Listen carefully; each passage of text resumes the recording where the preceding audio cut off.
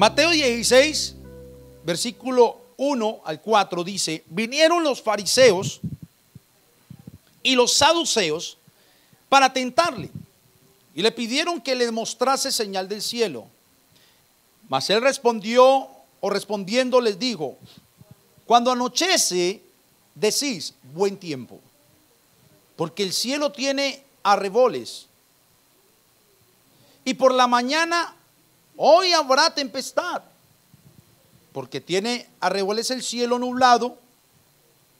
Hipócritas, que sabéis distinguir el aspecto del cielo, mas las señales de los tiempos no podéis. La generación mala y adúltera demanda señal, pero señal no les será dada sino la señal del profeta Jonás. Y dejándolos, se fue. Este versículo, o estos versículos de Mateo, donde Jesús está hablando, yo creería que encajan muy bien con lo que yo estoy hablando. Muchos saben distinguir los tiempos mirando, como se dice, el cielo, las estrellas, decía el hermano, el sol. Los científicos hacen esto y lo hacen muy bien, ¿cierto? Predicen cosas, predicen catástrofes. Y aquí en este entonces los fariseos y los saduceos hacían lo mismo. Queriendo tentar al Señor, le piden que les muestre una señal del cielo. Y se la están pidiendo al mismo Mesías que ellos no identifican que está frente a él. Se la están pidiendo al mismo Cristo y ellos no saben que él es el Cristo. Y le dicen: muéstranos señal del cielo. La respuesta es clara de Jesús cuando le dicen: mire, cuando anochece ustedes dicen tal cosa, cuando es de mañana ustedes dicen lo otro. Ustedes miran el cielo, si ven las nubes, si ven esto oscuro, dicen va a llover.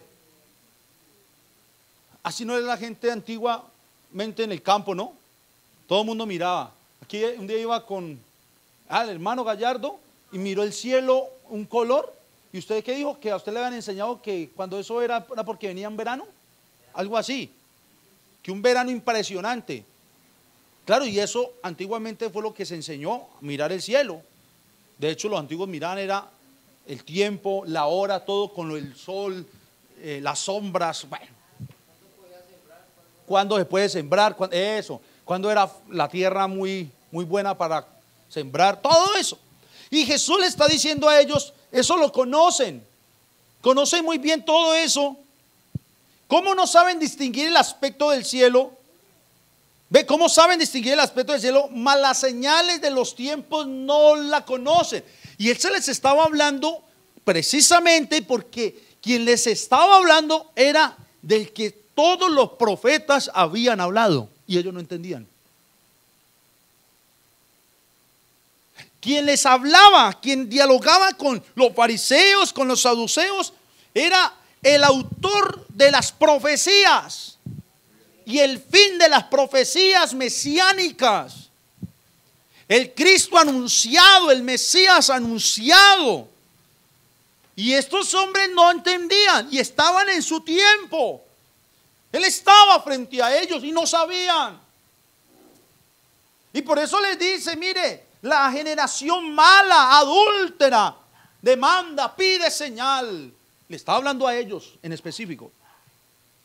Y el señal no se le dará sino la de Jonás. Y ahí ya estaba hablando acerca de su muerte, cómo iba a morir. Pero no solo cómo iba a morir, sino cómo iba a resucitar. Porque a los 3 días sale Jonás del pez. Y Jesús a los 3 días resucita y se levanta de la tumba al tercer día. Entonces miraba yo este versículo Y entendiendo lo que había pasado en ese entonces, lo quise mirar con nuestro tiempo actual. Quizás lo que hablé ahorita del político, los científicos, no sean los fariseos o saduceos, porque pues estos eran doctores de la ley. Estos otros son doctores de una ley, pero legislativa, administrativa, judicial, política de un país. Quizás no tienen nada que ver con Dios. El problema es ese, que aunque no tienen nada que ver con Dios, como hijos de Dios, sí están anunciando lo que usted y yo debemos anunciar, como lo dijeron aquí algunos. Sí están interpretando, entre comillas, los tiempos. Miran el cielo y dice esto está sucediendo. Miran el clima y está pasando esto. Pero les está pasando lo mismo de los fariseos y saduceos, porque el Señor les está diciendo, pero no conocen el tiempo, ya el tiempo espiritual. No conocen el tiempo que se está viviendo a ellos. Pero pareciera que la iglesia está pasando por lo mismo. O más bien algunos miembros de la iglesia, porque no podemos meter a toda la iglesia. Y cuando hablo de iglesia no me estoy refiriendo a la local nomás, la iglesia en todo el mundo. Porque creo yo que deben haber en todo este mundo congregaciones que están dando su vida por el evangelio. Siria, allá matan, y si les toca morir por Cristo lo hacen. Mucha gente. Creo yo que sí pasa, que algunos lo hacen. Creo yo que hay hombres y mujeres que viven para servirle a Dios, que su vida está dedicada enteramente al servicio de Dios. Creo que hay hombres y mujeres que se desviven por entregar en las calles la verdad de Cristo. Yo creo todo eso. Pero también creo que dentro de la misma iglesia hay quienes no quieren hacerlo, no quieren vivirlo, no quieren entregar la palabra. Les da miedo. ¿Qué digo? ¿Cómo hablo? Cuando esto no es de nosotros. Esto es de Dios. Depende de Dios. La palabra es de Dios. La palabra no es mía. Yo lo único que tengo que hacer es entender lo que Él me habla para así entregárselo a otro. No es más. Pero es su palabra. Son sus dichos. Son sus decretos. Son sus leyes. Es lo de Él, no lo mío. Dicho esto, entonces, Jesús, previendo todas estas situaciones, por eso, aquel día en su diálogo, y retomo lo que una vez les enseñé, le dijo a Pedro: Pedro, voy a crear mi iglesia. Voy a hacer mi iglesia. Y este es el inicio de esta serie. Porque yo quiero, hermanos, que entendamos: voy a crear mi iglesia, voy a hacer mi iglesia. Lo dijo Jesús, la iglesia es de Jesús, la iglesia la crea Jesús, la iglesia la fundamenta Jesús, la iglesia la edifica Jesús, la iglesia la sustenta Jesús.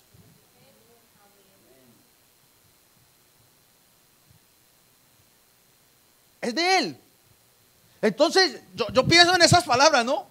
En las palabras de Jesús: voy a crear, voy a hacer mi iglesia. Y esta palabra iglesia, eclesia, es muy grande, aunque tengan pocas letras. Y es muy grande por la función o el rol o el papel tan importante de la iglesia en la tierra. Hermanos, es que esto nos tiene que sacudir, porque usted llegó a esta iglesia no para entrar en un lugar de un barrio. Qué bonito el salón, me reúno cada 8 días, qué bonita la No, más que entrar a un salón en un barrio, usted entró al reino de Cristo. El Señor le trasladó de las tinieblas al reino, dice la Biblia, de su amado Hijo. Un reino. Y no de este mundo, como muchos lo quieren hacer ver. Un reino espiritual, un reino eterno, un reino en donde hay rey. Y el rey es Jesucristo, el Señor. Un reino. Mire estas palabras. Y yo quiero que usted se apropie de ellas. Iglesia, reino, rey.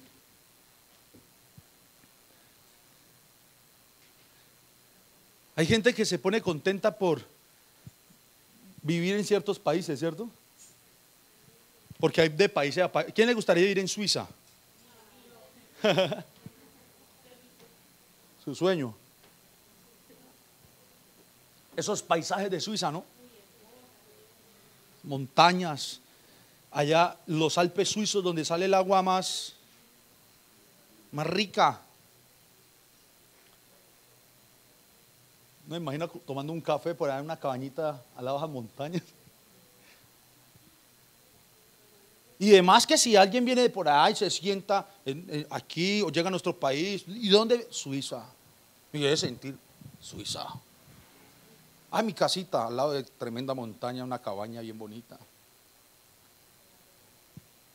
Y le estoy hablando algo natural. Ahora yo le digo a usted, ¿usted dónde está sentado? ¿De dónde está sentada? Usted no está sentado aquí hablándole ya de manera espiritual con fe en alto en esa silla. Usted está sentado y sentada en lugares celestiales, dice la palabra. Entonces, ¿dónde es su lugar? Ay, Cali, yo vivo aquí en el barrio Confenalco y la casa es así, y es bonita. No, ¿dónde es su lugar? Su lugar es en el reino de Jesucristo. Aunque viva en Cali, en Confenalco y en la casa así de bonita. ¿Sí ve? No, pero yo les pregunto, ¿nosotros nos apropiamos de eso? No, uno nos apropia de eso. A veces nos levantamos aburridos. ¿Ah? No, de verdad, a veces nos levantamos aburridos, decepcionados, desesperados por las circunstancias de la vida. Cuando claro, todo eso golpea nuestra vida, las cosas, las aflicciones, las tribulaciones, los problemas. Pero si nosotros trasladamos nuestra mente a entender, concebir de que nuestra posición es del reino, que estamos en el reino de Jesucristo, que somos la iglesia del Señor y que Él nos creó como iglesia, nos hizo nacer de nuevos para estar en su iglesia y que tenemos un rol, hermano, nuestra mentalidad fuera diferente. Nuestra mentalidad fuera diferente. Entonces, vamos a leer el mismo Mateo 16, el versículo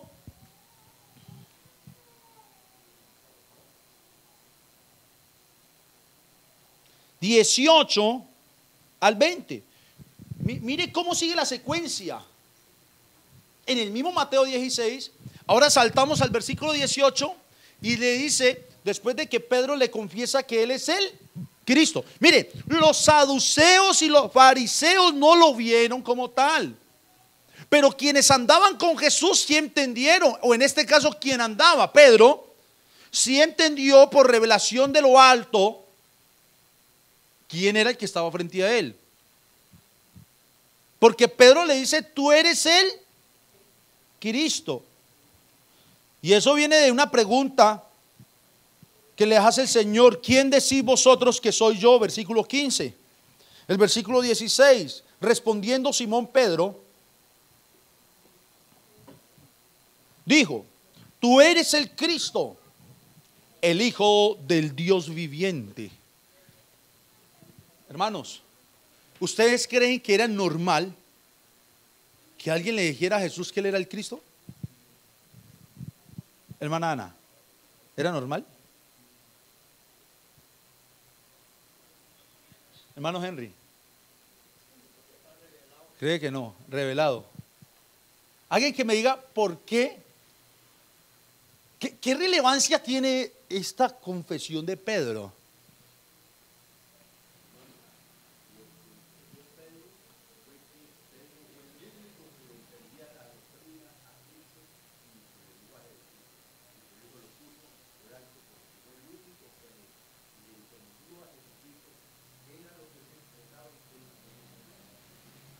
Le doy el 50-50 en que pues recibe las enseñanzas. Pero hay algo más. Hay algo más de... ¿Ah? Es una revelación.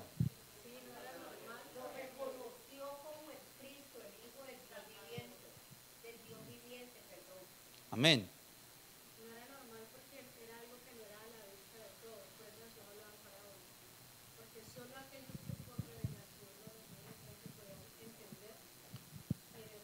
Claro. Pero ¿sabe por qué no era tan normal? Y amén, revelación. Revelación. ¿Saben por qué no era tan normal? Porque el pueblo esperaba era el Cristo. Esperaba un rey con vara de hierro, gobernar a naciones e Israel sobre todas las naciones que iban a gobernar.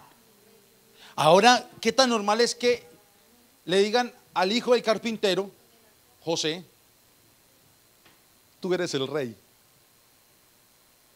de Israel,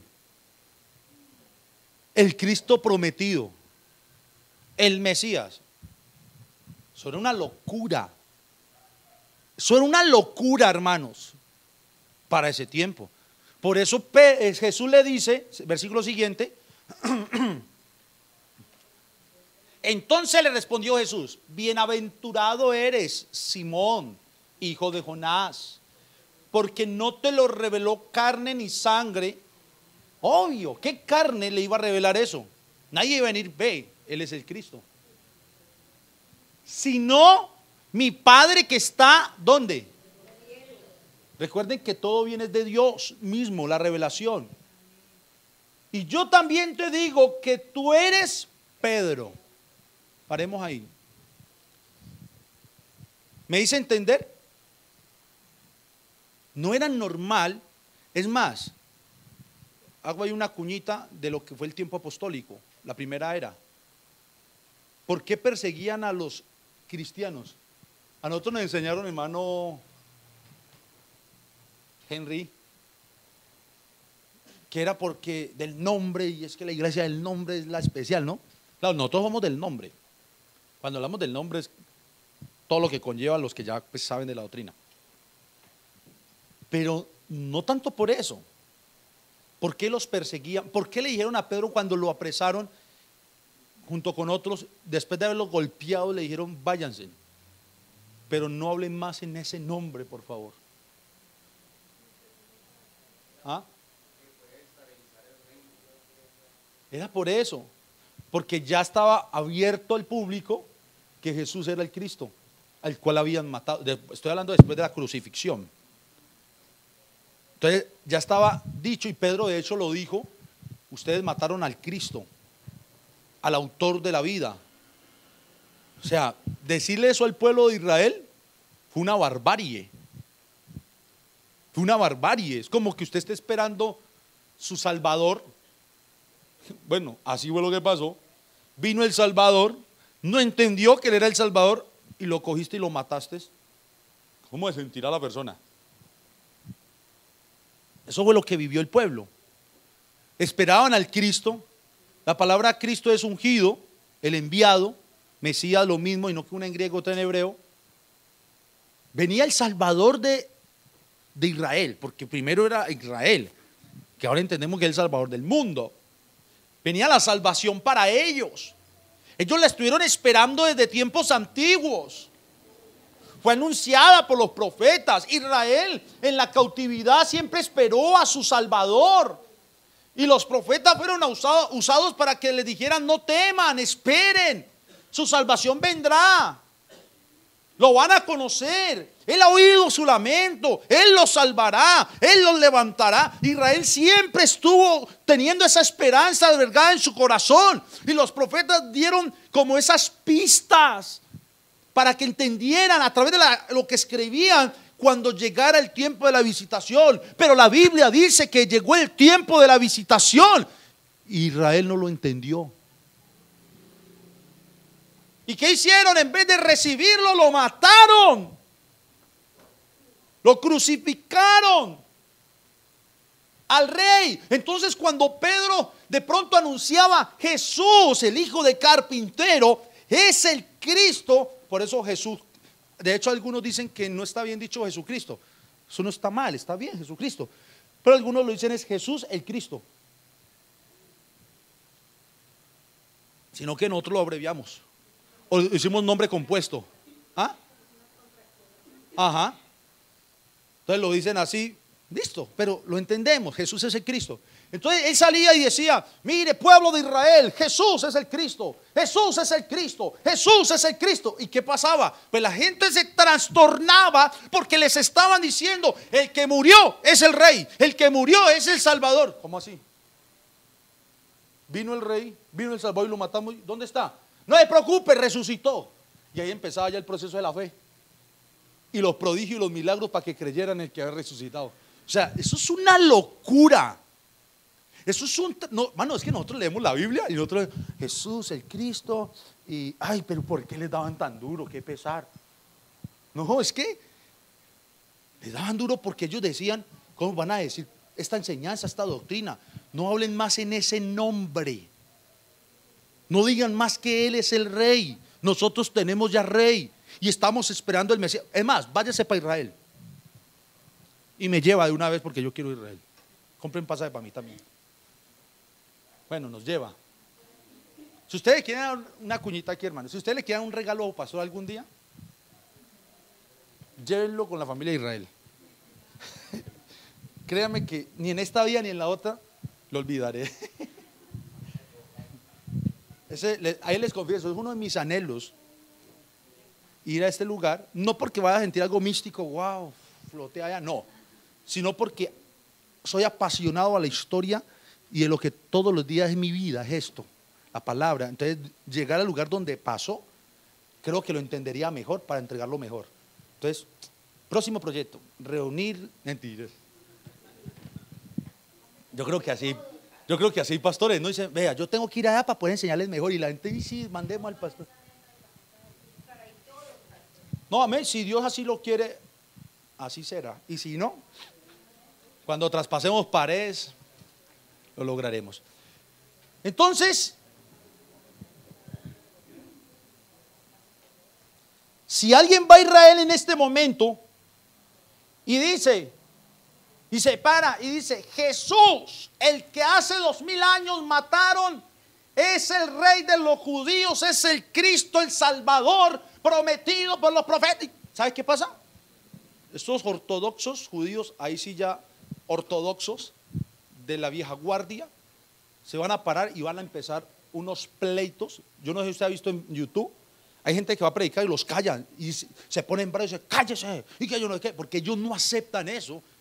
Si ahorita es fuerte, imaginen en el tiempo, no era cállese, piedra, muerte, presos. Y con los soldados romanos peor, porque Roma tenía el imperio ahí gobernando. Y dijo, hay otro, ve, el señor emperador de Roma, hay otro diciendo por allá que hay otro rey. Y le va a dividir el pueblo, le va a formar un pleito ni el tremendo y la gente se le va a alborotar.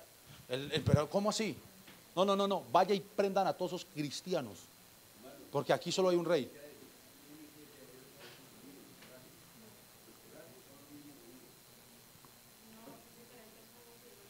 Claro, no, sino que yo estoy hablando, hermano, no tiene nada que ver con lo de este tiempo. Yo estoy hablando entendamos por qué era el problema en ese momento que dijeran Jesús es Cristo. Era porque para ellos representaba que Él era el Salvador y ellos decían, ¿cómo que el Salvador murió? ¿Cómo?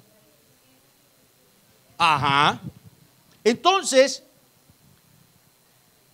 nosotros debemos entender que Jesús, cuando vino a esta tierra, decidió, que es el Rey, el Salvador, el Mesías, el Cristo, decidió crear su iglesia. Decidió crear su eclesía. ¿Y con qué fin? ¿O por qué eclesía? Sigue entonces el texto de Mateo, en donde le dice, tú eres Pedro, y sobre esta roca, ahí está, edificaré mi iglesia. Y le da una promesa. Y las puertas del Hades no prevalecerán contra ella. Es una promesa para la iglesia. Yo le pregunto, ¿antes de esto ya estaba la iglesia? ¿De lo que está diciéndole Jesús a Pedro? ¿Ya había iglesia? ¿Sí? Los del sí y los del no. ¿Ah?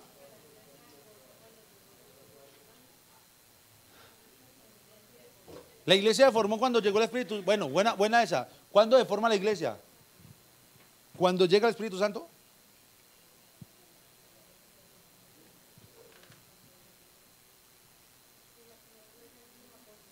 La primera iglesia de los apóstoles. ¿Quién da más? Mire, las palabras son, cuando Él lo dijo, las palabras son claves en todo esto. Yo también te digo que tú eres Pedro y sobre esta roca, obviamente, y no hay que volver a entrar en explicaciones en esto, la roca no es Pedro. Pedro es pedazo de piedra.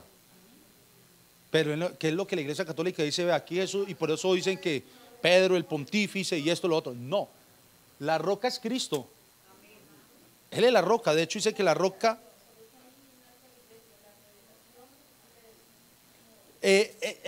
o sea, lo que viene aquí a decirle a Pedro Jesús es: sobre esta roca, sobre esta piedra, sobre mí. Es lo que, porque la iglesia no se levantó sobre un hombre, más bien hombres fueron enviados para edificarla y construirla, y no nada físico, material, espiritual. Pero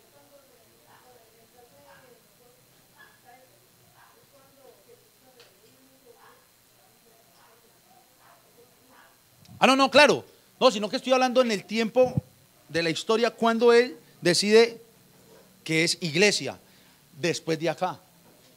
Sino que esta iglesia entra en un proceso de llamado. Él comienza a llamar, a convocar, y ya tiene poder cuando obviamente Él muere, resucita y envía al Espíritu para poder hacer el trabajo, que ahí fue el despliegue de la iglesia como tal. Ahí fue el despliegue de la iglesia. Entonces, algunos dicen, ahí nace como tal. Más bien yo creería que ahí es donde se desarrolla la iglesia, se despliega la iglesia.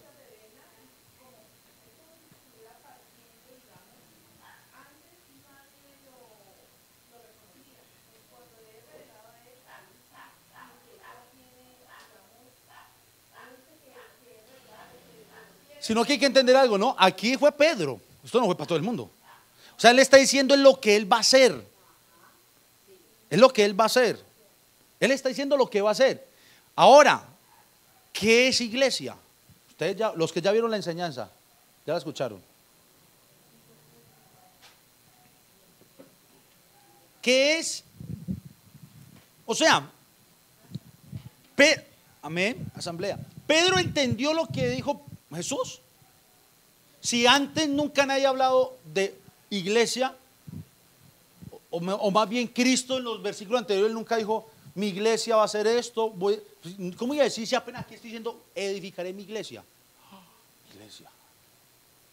¿Pero entendió ese término? ¿Por qué lo entendió?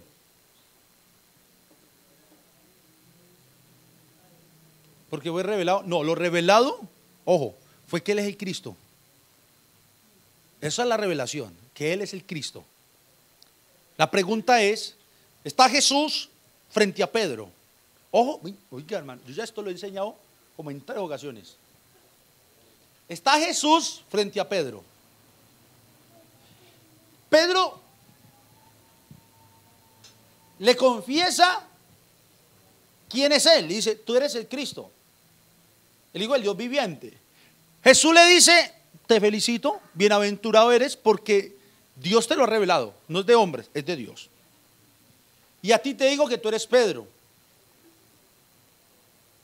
y sobre esta roca, Cristo mismo es la roca, edificaré mi iglesia. Pedro está al frente, está escuchando, mi iglesia. Pedro está escuchando, mi iglesia. ¿Pedro entendió? No. El concepto era nuevo. A él se la paso. Amén. A él se la paso porque él no ha estado en la enseñanza. A ver.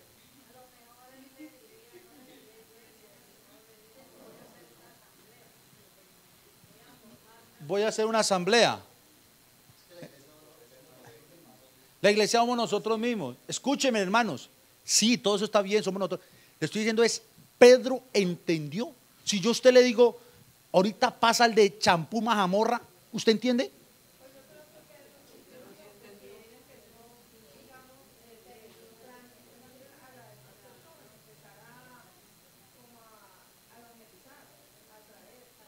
Pero el por qué. ¿Qué fue lo que entendió Pedro? ¿Ah? Si había empezado una construcción de algo.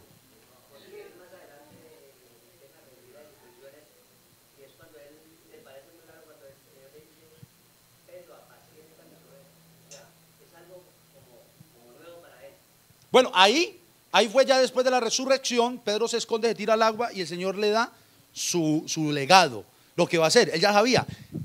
Escucha y coloqué un ejemplo chistoso. Si pasa el del champú y la mamorra, y yo por ahí escucho el. ¿Usted sabe qué es el champú y qué es la mamorra? Y hasta de qué se compone, ¿cierto? Si lo conoce.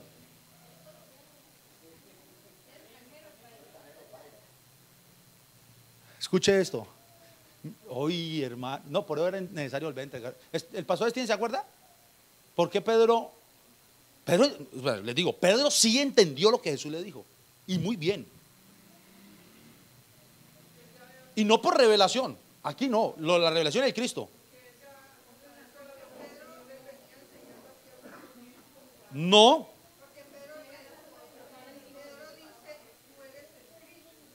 Tampoco. Esa es la revelación, tú eres el Cristo. A ver, ¿quiénes estuvieron en la enseñanza?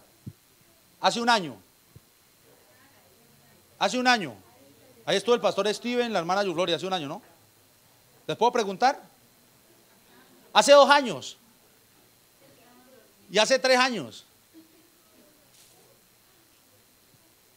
Miren, se los voy a decir tranquilos. La idea no es corchar nada, no. Es recordar la enseñanza. ¿Ah?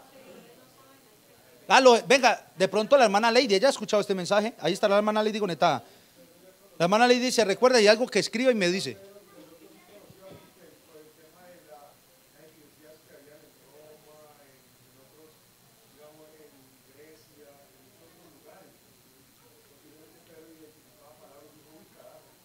Uy, carajo.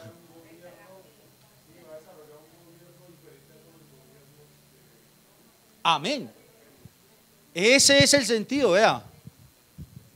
Hace un año y la tiene clara. La cuestión era que iglesia es el nombre que usted y yo conocemos para nuestro lenguaje latino y traducción. Iglesia. Si yo le digo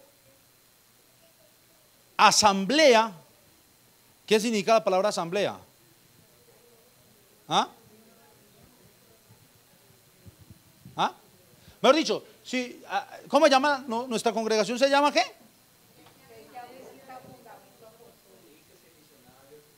Si yo le quito esta palabra iglesia y pongo la palabra asamblea bíblica, fundamento apostólico, ¿es lo mismo que iglesia? Y si yo le quito asamblea y le pongo eclesía bíblica, fundamento apostólico, ¿es lo mismo? Eclesía viene de una palabra griega, vamos a mirarlo. Significa reunión de gente, eclesía. Reunión de gente, ya. Es una palabra compuesta por la preposición griega ek. Yo no doy de griego ni nada, pero es importante entender esto, que denota un origen y que puede traducirse independientemente como desde. Ek significa desde. De hecho, mi hija está viendo la composición de las palabras. Palabras simples, palabras compuestas. Apenas entona esto. La palabra compuesta es la que está compuesta por 2 palabras simples, ¿cierto? Ek, desde. Y kaleo, que significa llamar.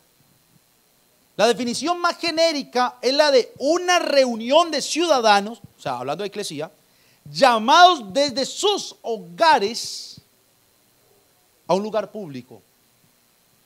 Eso significa eclesía.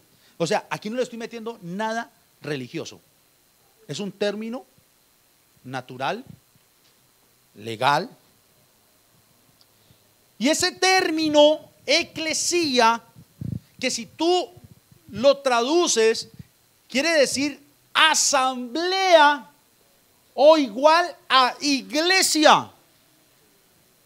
Es que porque no tengo diapositivas, yo todo esto lo debería enseñar con diapositivas, de verdad que sí. Voy a tratar para la próxima unas buenas diapositivas para que las vayan guardando, y depende si las hago bien bonitas, me dan un correo y se las envío y que tenga el material. Es como poner, hermana, usted me puede poner ahí eclesía igual asamblea igual iglesia, para que aparezca ahí, para que aquí para no me van a confundir, porque cuando yo he enseñado esto siempre me confunden ahí.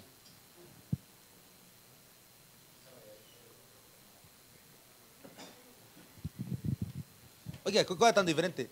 Es la misma enseñanza, pero de una manera muy diferente. Mírelo. Uy, gracias. No, ¿para qué diapositivas y ya? Eclesía. ¿Igual a qué? Igual a.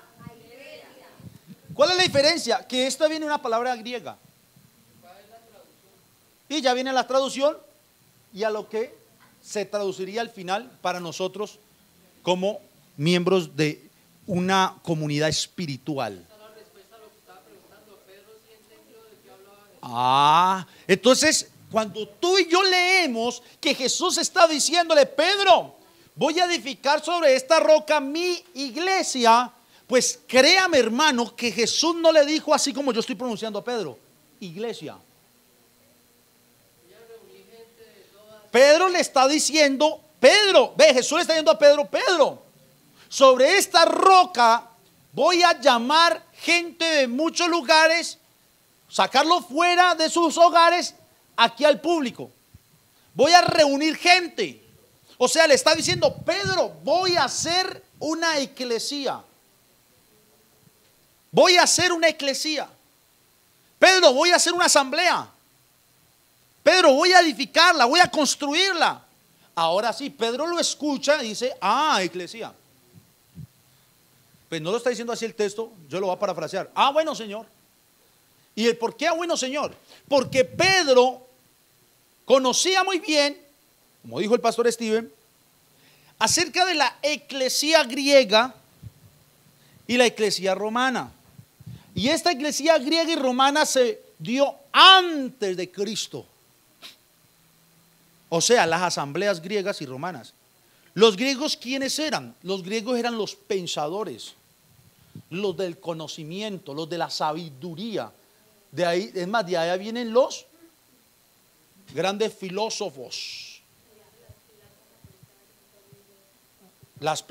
Mano, Grecia y todos sus alrededores eran de gente, astrólogos. En ese entonces los que miraban para el cielo, para mirar los astros, los matemáticos, o sea, ¿verdad? Los filósofos, los que hablaban con tal sabiduría que se reunían a escucharlos. Pero ¿cómo le parece que Grecia, los griegos, un día decidieron, antes de Cristo, hacer su asamblea, o sea, reunir gentes de los hogares para hacer tomas de decisiones frente a su lugar de donde vivían, su región, su pueblo? Y este tipo de decisiones eran decisiones administrativas, de orden político. O sea, hacían de alguna manera lo que hoy conocemos como política. Yo creo que el modelo viene de allá. Todo lo que hoy conocemos de lo que hizo el Congreso ahorita, poner con el presidente y todo eso viene de ese modelo griego. Una asamblea. O sea, una eclesía griega, que si tú la traduces es igual a asamblea. Y si la seguimos traduciendo es igual a ¿qué? Iglesia. O sea que era la iglesia de los griegos. En términos para que me lo entienda usted. Pero no tenía nada que ver con Dios. ¿Cómo la vio? ¿Usted que tiene ojos?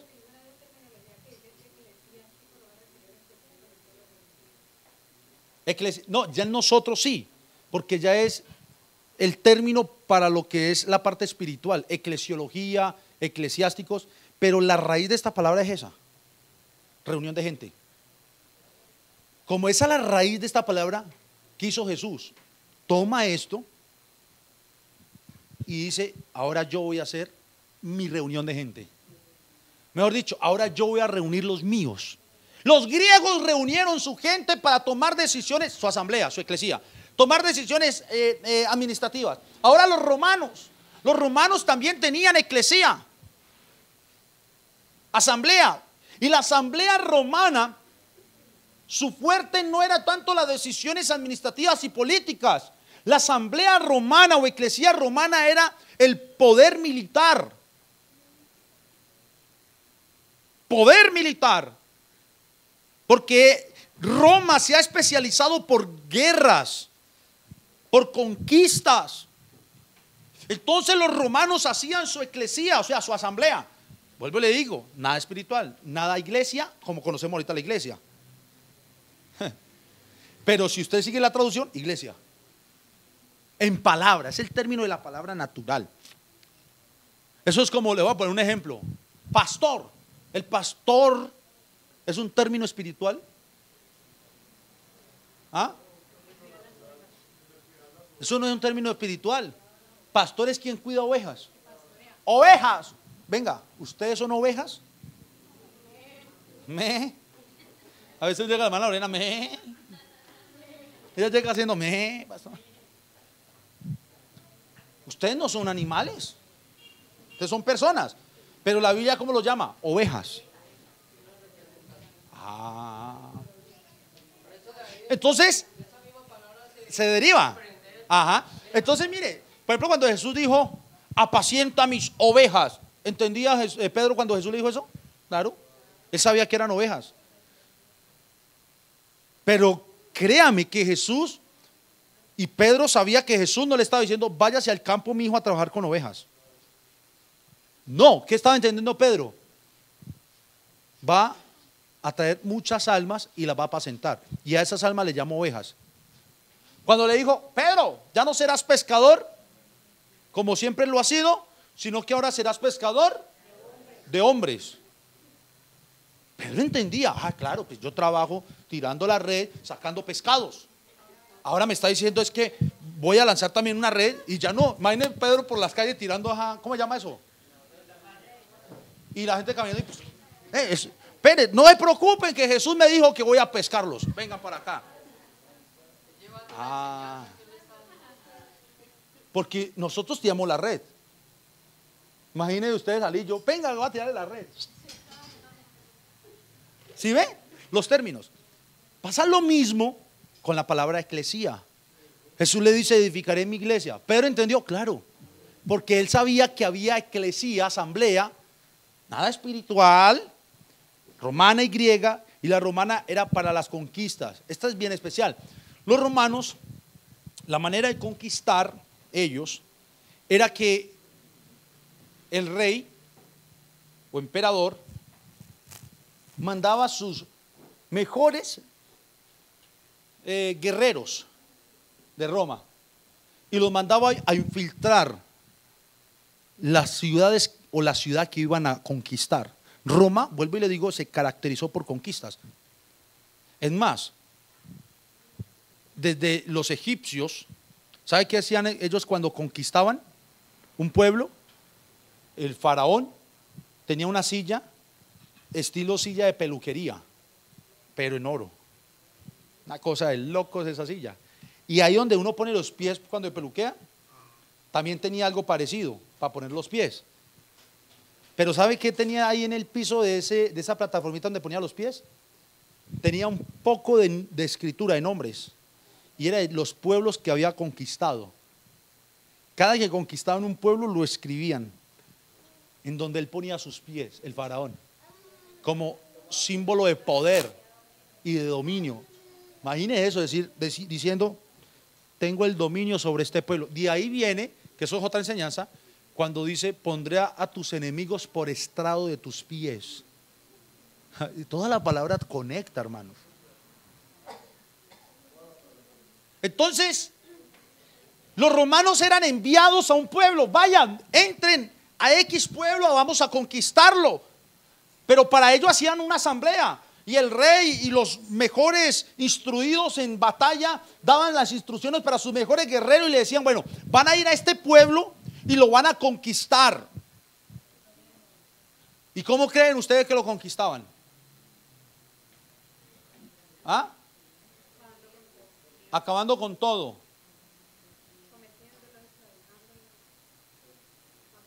Venciéndolos. Habían dos maneras de conquistas. Una a la zambapalo, matamos y lo que cojamos. A espada. Y la otra a los sabios, como los griegos. Entramos y los convencemos. Mire, y para ello estaban los dos en acción. Entraban al pueblo y se infiltraban. Se infiltraban con los mejores del pueblo. Ejemplo, esto yo lo he explicado. Si había un hospital, médicos, se infiltraban al hospital, mandaban a un médico para allá que convenciera a los médicos de quién era el rey y quién era el emperador. O sea, que los comenzaban a adoctrinar muy sutilmente, muy calmados, les daban enseñanza. Al punto, igual lo hacían en diferentes áreas, al punto en que después de un tiempo las personas de ese pueblo, al escuchar el adoctrinamiento que estos les daban de manera infiltrada, eran convencidos y comenzaban a declarar que el rey de ellos también era el rey de esos que les estaba hablando. O sea, el gobernante que no sabían que iba a venir después por ese pueblo. Y cuando ya decía o llegaba el momento para que ese rey entrara a tomar posesión del pueblo, a veces sin armas, por eso le digo que habían dos formas, llegaba el rey y decía eclesía, asamblea. O sea, llamaba afuera de los hogares a la gente, los que le pertenecían. Y salían los infiltrados, pero también salían los convencidos. Y cuando miraban en el pueblo, ya eran mayorías. Y no les costaba nada tomar posesión del pueblo, porque los que no eran convencidos eran minorías. Y tomaban la conquista y tomaban a ese pueblo. ¿Ah? Y a ustedes todo eso, y a ustedes todo eso, ¿a qué se les parece? Ya voy a terminar, hermanos. Listo, con todo eso del transhumanismo, listo. Pero, con lo que estoy hablando, volvemos a la escena. Pedro, Jesús. Pedro. Imagínense, no puedo avanzar de este versículo, cosa tan tremenda. Pedro, voy a hacer mi iglesia. Ya entienden, voy a hacer mi asamblea. Pedro escucha la palabra y él mismo se va y ¡pra! Y piensan los griegos.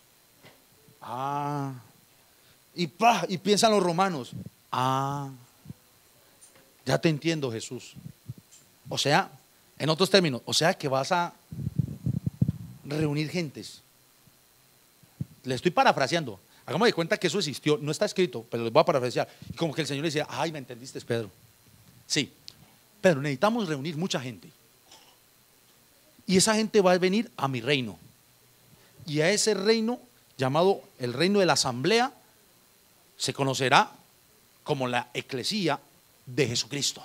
Ya no de los griegos, ya no de los romanos, ellos con sus eclesías. Es la mía, Pedro. En mi eclesía, es mi asamblea, es mi reino. Y ustedes son los que van a hacer el trabajo. Yo no me imagino a Pedro diciendo, ¿y cómo es eso? Porque él ya conocía el sistema eclesiástico, o sea, de asambleas. ¿Qué hacían? ¿Cómo conquistaban? Ya lo que necesitaban era palabra más palabra más palabra para llevar la información y hacerlo. Por eso le digo que a qué se les parece hacer lo mismo. Porque el trabajo de cada uno de los apóstoles y discípulos que fueron formados por Cristo, cuando el Señor los comisiona, ¿qué les dijo? Vayan por todo el mundo y prediquen el evangelio a toda. Mire que él no dice prediquen la iglesia. Prediquen. Yo aquí le estoy explicando qué somos, pues el Señor no me mandó a explicar qué somos. El Señor a mí y a usted nos mandó a predicar el evangelio. ¿Me entienden? Pero nosotros debemos entender qué somos para poder entender qué hacemos. Y entonces les digo, vayan y prediquen el evangelio a toda criatura. Los que crean y se bauticen serán salvos. Los que no crean serán condenados. Pedro el día del Pentecostés se pone de pie, anuncia a todos los judíos, varones, hermanos, y comienza a dar el primer discurso. Hemos matado al Cristo, el autor de la vida, al Señor, tal Mesías. Ellos se arrepienten, le dicen, varones, hermanos, ¿qué haremos? Hechos capítulo 2, versículo 37. Hechos capítulo 2, versículo 38. Pedro le responde, arrepentíos y bautícese cada uno de vosotros en el nombre de Jesucristo. Mire, ahí está, empieza. Por eso le digo, el desarrollo si empieza ahí. Tiene más de, porque la Biblia dice que bautizaron como 3,000, ¿no? Más de 3,000 personas.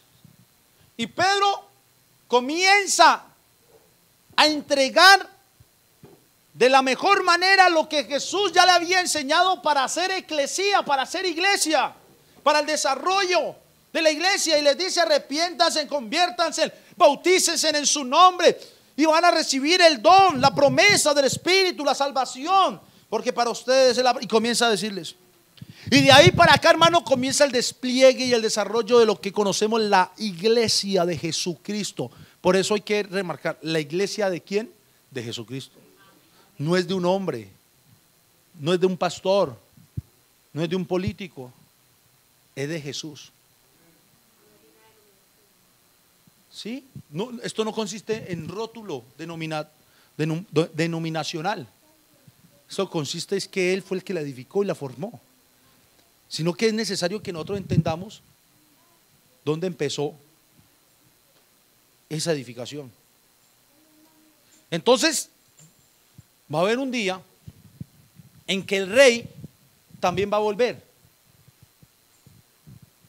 ¿Cuál es el rey de esta iglesia? Jesucristo. ¿Quién nos mandó a esta iglesia? ¿A quién nos mandó?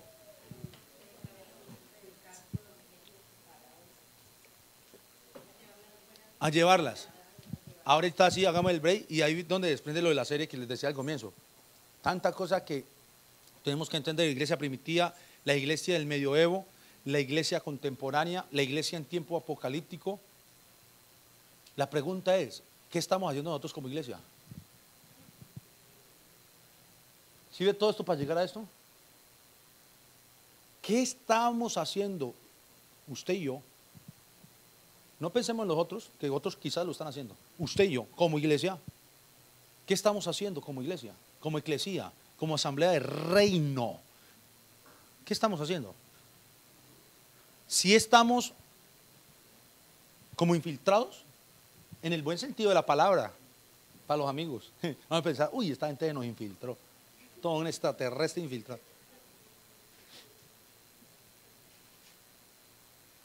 Si estamos como esos infiltrados del reino de Cristo en un mundo hostil, lleno de pecado, haciendo el trabajo, o nos dedicamos a vivir la vida sabrosa, como la vicepresidenta, vivan sabroso. ¿Y qué sabroso ni qué sabroso?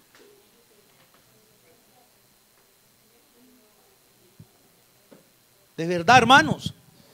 Y aquí voy a parar este mensaje. Seguiremos con, digamos que esta fue la introducción para todo lo que vamos a hablar. ¿Qué estamos haciendo como iglesia? Ahorita termina este culto. Oramos, nos vamos. Algunos irán a dormir porque tienen sueño después de almorzar, porque hoy es domingo, se trabajó toda la semana, hay que descansar. Bien, mañana te levantarás y tienes que cumplir con un trabajo. Está bien. Llegarás del trabajo a tu casa, saludas a tu hijo, tu hija, tu esposo, tu esposa, no sé, tu familia. Comes, estás cansado, cansada, te acuestas a dormir. O el hijo fue a estudiar o fue a la universidad, llegó cansado, hizo tareas y a dormir. Pero es cristiano, pero es hijo de Dios. El martes lo mismo. Hay que trabajar. El miércoles igual. El jueves también. Y el viernes sí que es cierto. El sábado felices, porque acabó la semana. Y el domingo volvemos al culto, a seguir escuchando las enseñanzas. Terminamos la enseñanza y volvemos a la casa. Y quizás ese día nos vamos a ir a comer un helado con la pareja. Y tan bueno que la pasamos. O fuimos a cine. O nos fuimos a almorzar a un restaurante. Llegamos a la casa, nos relajamos otra vez porque es domingo. Y vuelve el lunes a madrugar a trabajar, porque hay que trabajar. Y el martes otra vez hay que trabajar. Y el miércoles hay que trabajar, claro. Usted sí está notando que toda su vida y mi vida la estamos dejando llevar por las cosas de este mundo. Ahora no estoy diciendo que no trabaje, ojo con eso. Yo le estoy diciendo, mientras trabaja, pasea, disfruta con la familia, que eso es lo humano, hay que hacerlo. Como iglesia, que no tiene nada que ver con lo humano, ¿qué estamos haciendo? ¿Sabe algunos qué hacemos? Damos mal testimonio. ¿Sabe algunos qué hacemos? No mostramos a Cristo por ningún lado. ¿Sabe algunos qué hacemos? Nos llenamos de pereza hasta para leer la Biblia. ¿Sabe algunos qué hacemos? Ni oramos. ¿Sabe algunos qué hacemos? Escuchan cuando el viernes va a haber evangelismo, como iglesia. Ah, sí, ay, qué pereza, que vayan otros. No, yo, oh, qué miedo. ¿Qué voy a decir yo por allá? El pastor es como loco, que evangelismo. ¿Yo qué voy a decir en la calle? ¿Qué estamos haciendo como iglesia?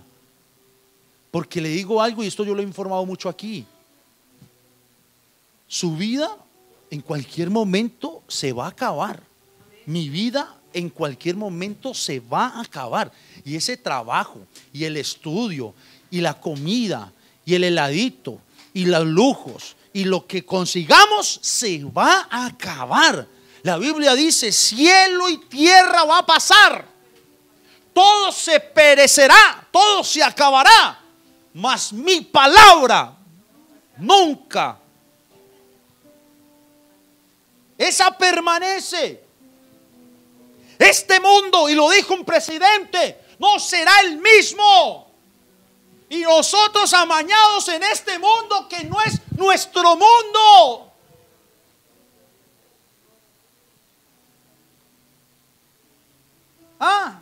Por eso entiendo que el Señor tendrá que arrebatarnos de este mundo.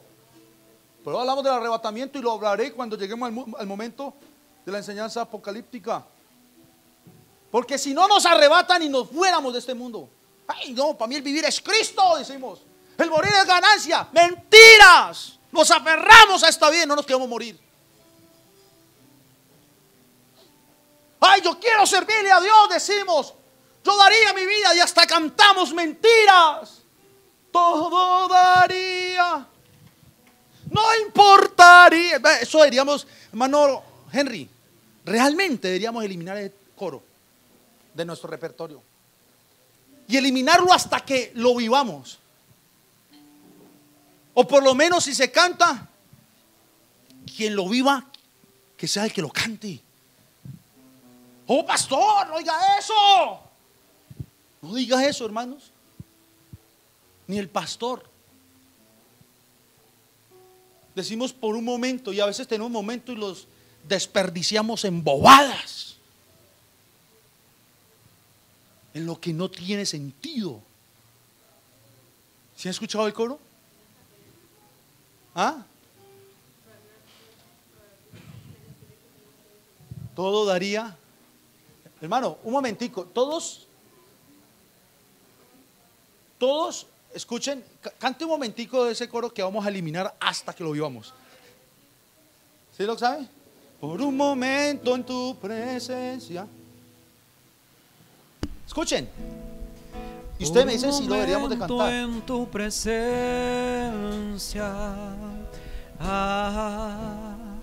por un instante de tu amor,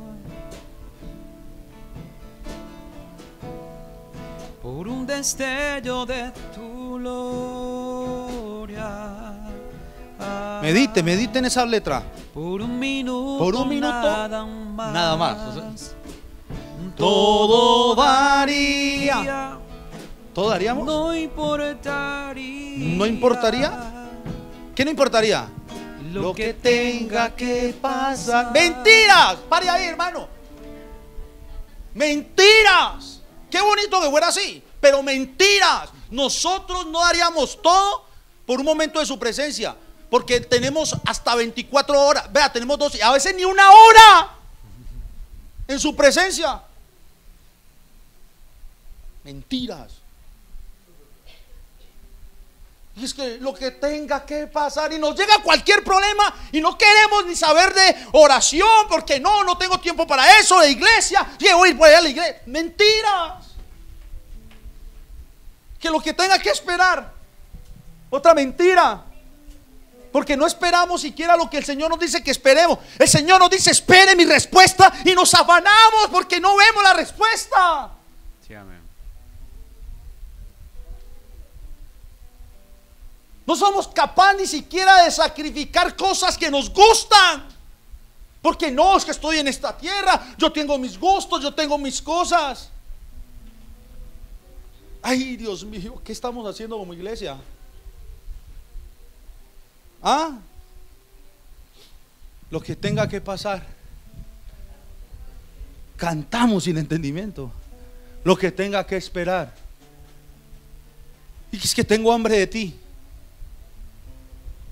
Ay, hermanos, ojalá yo esté equivocado.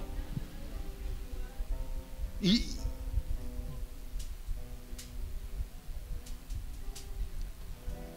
yo creo, hermanos, que más que mis palabras, es Dios quien nos está hablando, hermanos. No me vean a mí siquiera. Y si alguno está yendo por la vía correcta de lo que dice esa canción, gloria a Dios, porque así debe ser. Pero yo creo que todos estamos fallando. Quizás en unas cosas bien y en otras fallamos. Tengo hambre de ti. Mi hija me preguntaba en estos días, íbamos caminando: papá, ¿por qué nos da hambre del Señor? ¿Cómo que hambre? ¿Es que uno come del Señor? Y yo le explicaba el sentido de esa canción. Tengo sed de ti. Si tenemos hambre de Él, si tenemos sed. Cuando usted tiene sed, cuando usted tiene hambre, ¿cómo somos nosotros cuando tenemos sed y hambre? Eso desespera. Un hambre bien tremenda. Pues desespera tanto que la gente con hambre no importa abrir un bote de basura para buscar comida.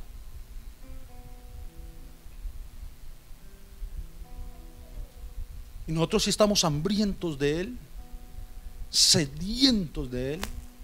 Y ya no por la salvación, porque Él dice: no tendrán sed jamás, sino por la comunión. Póngase de pie, iglesia. Hoy oficialmente iniciamos la serie de la Eclesía, y quiero que siga reflexionando. ¿Qué va a hacer después de este culto? ¿Qué va a hacer esta semana? Pastor, pues lo que tengo que hacer, trabajar. Así es, y no deje de trabajar. Ojo, no me va a decir después: pastor, yo entendí lo que usted dijo, renuncié al trabajo, me di cuenta de que no trabajaré y le voy a servir al Señor. Ojo, porque va a ser mal. A no ser que Dios le haya llamado y en ese llamado le haya puesto algo en lo que usted se va a ocupar. Y se lo digo porque hasta el hombre que ven al frente trabaja, aunque no trabaje en una empresa. Trabajo, me muevo de una manera o de otra, lo estoy haciendo.